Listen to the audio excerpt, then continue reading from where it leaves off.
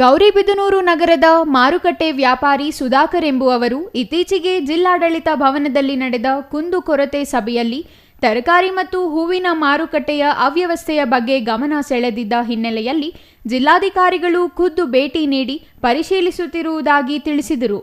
ಮಾರುಕಟ್ಟೆಯಲ್ಲಿ ಬಹಳಷ್ಟು ಸಮಸ್ಯೆಗಳು ಮೇಲ್ನೋಟಕ್ಕೆ ಕಂಡುಬಂದಿದ್ದು, ಮಳೆ ಬಂದರೆ ಸೋರುತ್ತಿದೆ ಎಂದು ವ್ಯಾಪಾರಿಗಳು ದೂರಿದ್ದಾರೆ.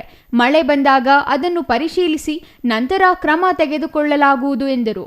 ಮಾರುಕಟ್ಟೆಯಲ್ಲಿ ಶೌಚಾಲಯವಿದ್ದು ಸಮರ್ಪಕವಾಗಿ ಬಳಕೆ ಮಾಡದೆ ಅವ್ಯವಸ್ಥೆಯಾಗಿದೆ. ಅದನ್ನು ಕೂಡಲೇ ಸರಿಪಡಿಸಲಾಗುವುದು. ಜೊತೆಗೆ ವಾಶ್ ಬೇಸಿನ್, ಮಿರರ್ ಅಳವಡಿಸುವಂತೆ, ಕುಡಿಯುವ ನೀರಿನ ವ್ಯವಸ್ಥೆ ಮಾಡುವಂತೆ ಪೌರಾಯುಕ್ತರಿಗೆ ಸೂಚಿಸಿದರು. ನಮಗೆ ಬೆಳಕಿನ ವ್ಯವಸ್ಥೆ ಇಲ್ಲ ಅಂತ ಹೇಳ್ತಿದ್ರೆ, ಹಾಗಾಗಿ ಈ ಟ್ರಾನ್ಸ್ಪರೆಂಟ್ ಶೀಟ್ ಅಂತ ಬರ್ತದೆ. ಹಾಗಾಗಿ ಉತ್ತಮ ಗುಣಮಟ್ಟದ ಟ್ರಾನ್ಸ್ಪರೆಂಟ್ ಶೀಟ್ ಅನ್ನ ಒಂದು 3 ಅಥವಾ 4 ಶೀಟ್ ಅನ್ನು ಹಾಕಿದ್ರೆ ಮೇಲಿನಿಂದ ನೇರವಾಗಿ ಬೆಳಕಿನ ವ್ಯವಸ್ಥೆ ಕೆಳಗಡೆ ಆಗುತ್ತೆ. ಆಮೇಲೆ ಕುಡಿಯ ನೀರಿಗೆ ವ್ಯವಸ್ಥೆ ಇಲ್ಲ ಅಂತ ಹೇಳ್ತಾ ಇದ್ದಾರೆ. ಒಂದು RO ಯೂನಿಟ್ ಅನ್ನ ಈ ಒಂದು ಮಾರ್ಕೆಟ್ ಅಲ್ಲಿ ಅಳವಡಿಸಲಿ ಅಂತಲೂ ಕೂಡ ಹೇಳಿದ್ದೀವಿ. ಅದನ್ನು ಕೂಡಲೇ ಆಯುಕ್ತರು ಅದನ್ನು ಮಾಡ್ತಾರೆ. ಹೀಗಾಗಿ ಕುಂದುಕೊರತೆ ಅಂತ ಏನಿದೆ ಇದನ್ನು ಆಲಿಸಿದ್ದೀನಿ.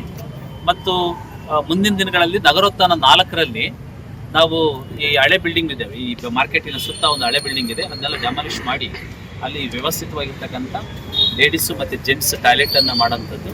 ಆಮೇಲೆ ಪಾರ್ಕಿಂಗ್ ಸುಮಾರು ಒಂದು 200 ವೆಹಿಕಲ್ಸ್ ನಿಲ್ಲಿಸಲಿಕ್ಕೆ ಪಾರ್ಕಿಂಗ್ ವ್ಯವಸ್ಥೆಯನ್ನ ಮಾಡಿಕೊಡುವಂಥದ್ದು. ಮಾರುಕಟ್ಟೆಯ ಮೇಲಂತಸ್ತಿನಲ್ಲಿ ಅಂಗಡಿ ಮಳಿಗೆಗಳು ಖಾಲಿ ಇದ್ದು ಶೀಘ್ರದಲ್ಲೇ ಟೆಂಡರ್ ಕರೆಯಲಾಗುವುದು. ನಗರೋತ್ಥಾನ 4ನೇ ಹಂತದ ಯೋಜನೆಯಡಿ ಹಳೆ ನಗರಸಭೆ ಕಟ್ಟಡ ಮತ್ತು ಹಿಂಬದಿಯ ವಸತಿ ನಿಲಯಗಳ ತೆರವು ಮಾಡಿ ನೂತನ ನಗರಸಭೆ ಕಟ್ಟಡ ನಿರ್ಮಾಣಕ್ಕೆ ಟೆಂಡರ್ ಪ್ರಕ್ರಿಯೆ ನಡೆಸಲಾಗುತ್ತಿದೆ ಎಂದರು. R Manjunath, CTV news, Gauribidanur.